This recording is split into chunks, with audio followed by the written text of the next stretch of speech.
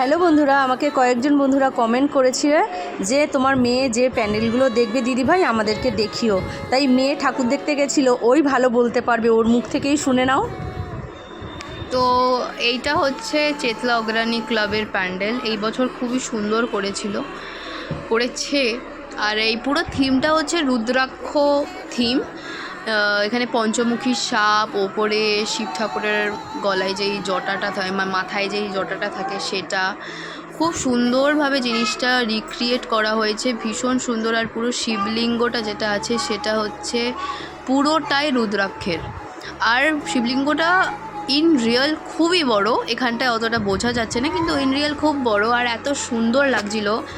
আর চারিদিকে ঘন্টা ছিল, অনেক ঘন্টা ছিল, কিন্তু আমি একটাতেও আর মেরে উঠতে পারিনি, কারণ আমার অতটা হাইট ছিল না। কিন্তু অনেক ঘন্টা ছিল, ঢুকার থেকে শুরু করে, প্রবেশ থেকে শুরু করে পুরো প্যান্ডেলে।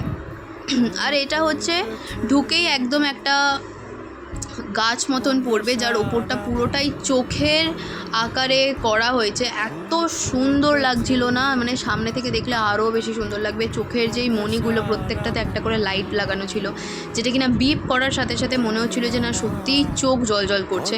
খুব রিয়ালিস্টিক লাগছিল সামনে থেকে দেখে, আর খুব সুন্দর। আর পুরো গাছের মধ্যে ঝুলছে হচ্ছে রুদ্রাক্ষ, আর মা দুর্গার মুখটাও খুব সুন্দর হয়েছিল।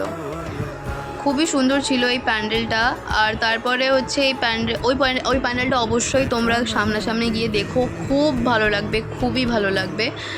আর এইটা হচ্ছে মুদিয়ালি ক্লাবের প্যান্ডেল। এইটা যেই বড় বড় পিলারগুলোর মতন দেখাচ্ছে, সেগুলো হচ্ছে পুরোটাই লাইক প্রদীপের মতন করা হয়েছে, খুব সুন্দর লাগছিল। ছোটোর মধ্যে প্রত্যেকবারই মুদিয়ালি ক্লাব অনেক সুন্দর সুন্দর প্যান্ডেল করে, আর এইবারটাও তার ব্যতিক্রম হয়নি। খুব সুন্দর প্যান্ডেলটা করেছিল, আর মা দুর্গার মুখটাও অত্যাধিক মিষ্টি ছিল প্রত্যেকবারের মতন।